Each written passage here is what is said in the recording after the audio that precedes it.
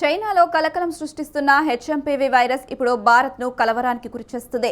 దేశంలో 3 హెచ్ఎంపీవీ వైరస్లను గుర్తించారు. కర్ణాటకలో 2 కేసులు, గుజరాత్లో ఒక అనుమానిత కేసు నమోదైంది. బెంగళూరులో 3 8 నెలల వయసున్న 2 చిన్నారులకు వైరస్ నిర్ధారణ కాగా, అహ్మదాబాద్లో చిన్నారి మాత్రం ఇదే వైరస్ లక్షణాలతో చికిత్స పొందుతుంది. ఈ మేరకు ఐసీఎంఆర్ వెల్లడించింది.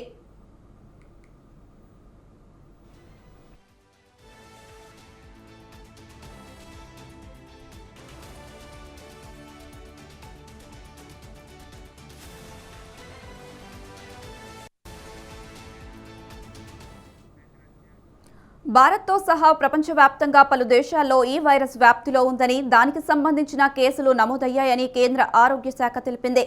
దీనిపై ఆందోళన అవసరం లేదని పేర్కొంది.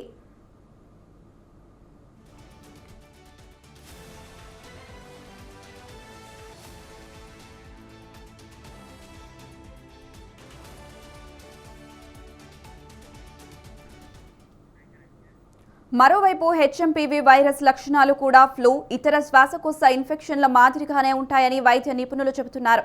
దగ్గు, జ్వరం, ముక్కు ఇబ్బందిగా కనిపించడం, శ్వాస తీసుకోవడంలో ఇబ్బంది వంటివి కనిపిస్తాయని తెలిపారు. వ్యాధి లక్షణాలు బయటకు కనిపించడానికి 3 నుంచి 6 రోజులు పడుతుందన్నారు.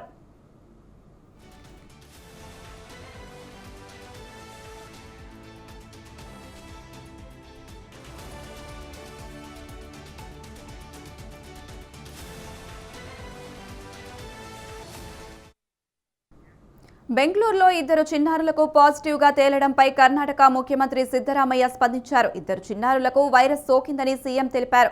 ఈ విషయం తెలియగానే ఆరోగ్య శాఖ మంత్రి దినేష్ గుండూరావు మాట్లాడానన్నారు. మంత్రి కూడా వెంటనే స్పందించిన అధికారులతో సమావేశమైనట్లు చెప్పారు. ఆరోగ్య శాఖ అధికారులు ఎలాంటి నిర్ణయం తీసుకున్నా ప్రభుత్వం అమలు చేస్తుందన్నారు.